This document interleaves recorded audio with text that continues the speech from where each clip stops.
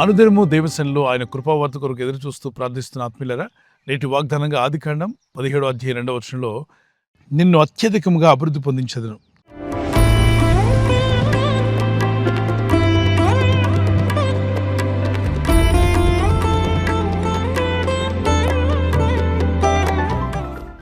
I will multiply you exceedingly, I will bless you exceedingly. అత్యధిక అభివృద్ధి అంటే అందరికి ఇష్టమైంది కదా. అభివృద్ధి పొందుకోవాలని మనంతా ఆశిస్తాం. అయితే దేవుని వాక్యంలో ఒక భక్తునితో దేవుడు చెప్పిన మాట, నేను నిన్ను అత్యధికంగా అభివృద్ధి పరిచేదను అన్నాడు 17:2. 17:1 99 ఏండ్ల వయసు కలిగినటువంటి అబ్రహాం యుద్ధకు ప్రభు ప్రత్యక్షమై, నీవు నా సన్నిధిలో నిందారహితుడిగా నడిచినట్లయితే, అంటే నీవు నా సన్నిధిలో నిందారహితుడిగా నడు, అప్పుడు నేను నిన్ను అత్యధికంగా అభివృద్ధి పరిచేదను. సో అభివృద్ధి అనే మాట అందరికి ఇష్టమైందే. అయితే దానికంటే ముందు మాట దేవుడు ఏమన్నాడో కూడా చూడాలి. ఆయన అంటున్నాడు, నీవు నా సన్నిధిలో నడుచుచు నిందారహితుడిగా ఉండాలి. తన ప్రజలు అభివృద్ధి పొందాలనే ప్రభు కోరుతున్నాడు. ఆయన ఆజ్ఞలు, ఆయన కట్టడలు పాటించినప్పుడు తప్పక మీరు వర్ధిల్లెదరు అన్నాడు. 3వ యోహాను పత్రిక 2వ వచనంలో, ప్రియుడా, నీ ఆత్మ వర్ధిల్లుచున్న ప్రకారము అన్ని విషయముల్లో వర్ధిల్లుచు, సౌఖ్యంగా ఉండాలని నేను కోరుచున్నా అన్నాడు. ఒక ప్రార్థన చేస్తున్న భక్తుడు మన ఆత్మీయ జీవితం ఎప్పుడైతే వర్ధిల్లడం ప్రారంభిస్తుందో, ఆత్మీయంగా దేవునితో నడుచుట, దేవుని మార్గంలో జీవిస్తున్నటువంటి ప్రతి వ్యక్తిని కూడా ప్రభు అంటున్నాడు, మీ ఆత్మ వర్ధిల్లుచున్నదే, అదే రీతిగా మీరు అన్ని రంగాల్లో కూడా వర్ధిల్లే విధంగా మంచి ఆరోగ్యం కలిగి ఉండాలని మీ కొరకు ప్రార్థన, మీ కొరకు దీవెన, మీ కొరకు ఆశీర్వాదాన్ని పలికినట్టుగానే అద్భుతమైన మాట అక్కడ రాయబడింది. సో దేవుని చిత్తం నెరవేర్చాలని ఆశపడుతున్న ప్రతి ఒక్కరు కూడా మన ఆత్మలో, మన జీవులో, మనస్సులో ఎలాంటి నింద లేకుండా జీవించమని కూడా 1 తెస్సలోనిక 5:23 రాయబడింది. ఆయన ప్రత్యక్షమయ్యేటువంటి దినం రాబోతుంది. అప్పుడు మీ ఆత్మీయ జీవమును, మనసును నిందారహితులుగా ఉండాలన్నాడు. మనల్ని నింద లేకుండా చేయవాడు ఆయనే. మనమైన నిందలను కొట్టివేయవాడు, మనకున్న అవమానాలను తొలగించేవాడు, మనకున్న ప్రతి పాప దోషం నుండి విడిపించేవాడు, రక్షించేవాడు. ఆయన్ని ఆశ్రయించి ప్రార్థించండి.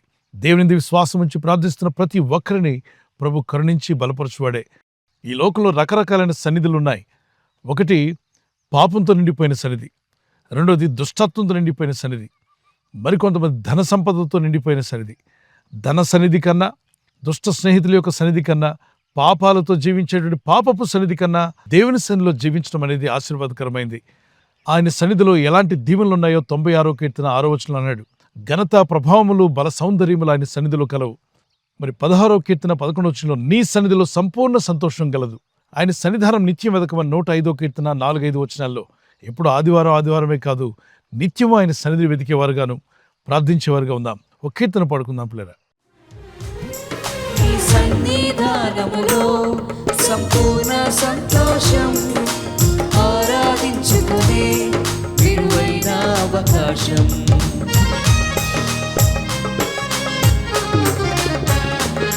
నీ సన్నిధానములో సంపూర్ణ సంతోషం, ఆరాధించుకునే విలువైన అవకాశం. కోల్పోయినవన్నీ నాకు ఇచ్చుటకును, బాధల నుండి బ్రతికించుటకును. కోల్పోయినవన్నీ నాకు ఇచ్చుటకును, బాధల నుండి బ్రతికించుటకును. నీవే రాకపోతే నేనేమైపోదును. నేనుండలేనయ్యా, నే బ్రతుకలేనయ్యా, నేనుండలేనయ్యా, నే బ్రతుకలేనయ్యా. నీవే లేకుండా నేనుండలేనయ్యా, నీ తోడే లేకుండా నే బ్రతుకలేనయ్యా. నీవే లేకుండా నేనుండలేనయ్యా, నీ తోడే లేకుండా నే బ్రతుకలేనయ్యా. రాజా, నీ సన్నిధిలోనే ఉంటానయ్యా, మనసారా ఆరాధిస్తూ బ్రతికేస్తానయ్యా. యేసు రాజా, నీ సన్నిధిలోనే ఉంటానయ్యా, మనసారా ఆరాధిస్తూ బ్రతికేస్తానయ్యా. ఖచ్చితంగా అభివృద్ధిపరిచే దేవుడు, ఆశీర్వదించే దేవుడు, దీవించువాడు, బలపరచువాడు, మీ గాయములు కట్టువాడు, మన సంకటములన్నీ బాపువాడు ఆయనే. సమాధిలోకి పోకుండా మన ప్రాణాన్ని కాపాడువాడు కూడా ఆయనే.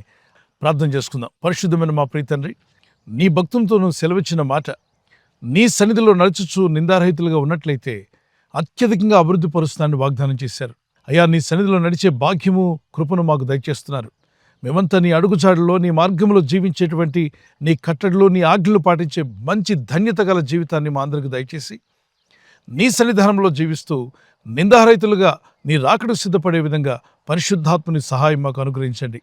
ఈరోజు ప్రార్థించి ప్రయత్నించబోతున్న శంకుస్థాపన అయిన, గృహప్రవేశమైన, ఒక బిజినెస్ ప్రారంభిస్తున్నా, ఉద్యోగ ప్రారంభానికి వెళ్తున్నా, ఒక మంచి కార్యక్రమాన్ని ప్రారంభిస్తుండగా, నేను వారి బిడ్డల వివాహం కొరకు ప్రయత్నాలు చేస్తుండగా వారు చేస్తున్న ప్రయత్నాలు ఫలించలాగున మీ దూతలకు ఆజ్ఞాపించండి. తండ్రి, ఈ దినం ఎవరైతే ప్రయాణమై వెళ్ళబోతున్నారో, అది రైలు మార్గమైనా, ఆకాశ మార్గమైనా, బస్సుల్లో, వాహనాల్లో ఎక్కడ ప్రయాణం చేస్తున్నా, రోడ్డు మార్గంలో ఏ వాహనంలో వారు ప్రయాణం చేస్తున్నా, నీ ప్రజలకు కాపాడే దూతలను పంపండి.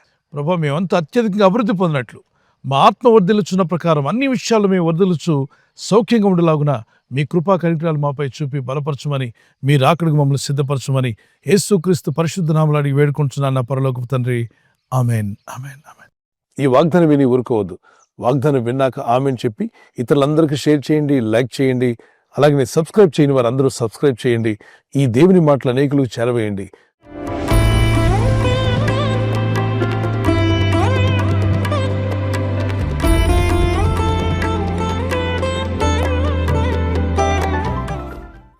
మరి బర్త్డే ఉన్న వారికి happy birthday to you. Many more returns of the day. May the lord continue to bless you. నీ ప్రార్థనలన్నీ యెహోవా సఫలపరచును గాక. May the lord grant all your request. Psalms 20:5. కీర్తన 25. నీ ప్రార్థనలన్నీ యెహోవా సఫలపరచును గాక. May the lord bless you with this words. ప్రభు మిమ్మల్ని దీవించి బలపరచాలి మా ప్రార్థన. కుమారులు, చిన్న బిడ్డలు, పెద్దవారు మొదలుకొని మరి హ్యాపీ బర్త్డే. మీకు దేవుడు దీర్ఘాయుష్నివ్వాలని, మంచి ఆరోగ్యములు కలిగి దేవుని వాక్యంలో ప్రార్థనలు ఎదగాలని మీ నిమిత్తం మా ప్రార్థన. మీ ఆత్మ వర్ధిల్లుచున్న ప్రకారము మీరు అన్ని విషయాల్లో సౌఖ్యంగా ఉంటూ ఆరోగ్యంగా ఉంటూ వర్ధిల్లాలని మీ కొరకు ప్రార్థిస్తున్నాం. God bless you. Many more returns of the day. Wedding anniversary జరుపుకున్న వారికి we wish you all the best. Happy anniversary. Many more returns of the day. ప్రభు రాకడ ఆలస్యమైతే silver jubilee, golden jubilee, platinum కూడా జరుపుకునే కృప దేవుడు మీకు ఇచ్చునుగాక. యెహోవా తన్ను ప్రేమించు వారందరినీ కాపాడును.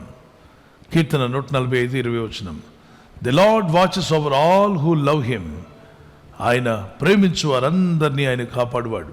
ఆయన ప్రేమిస్తూ ఉదయకాలం లేచి ఆయన ప్రార్థనలో ఉన్నారు కదా, ఆయన పాదసన్నిధిలో మీ ప్రేమను వ్యక్తపరిచారు. దేవుని కాపుదలు మీకు ఎల్లప్పుడూ యేసు నామములో ఉండును గాక.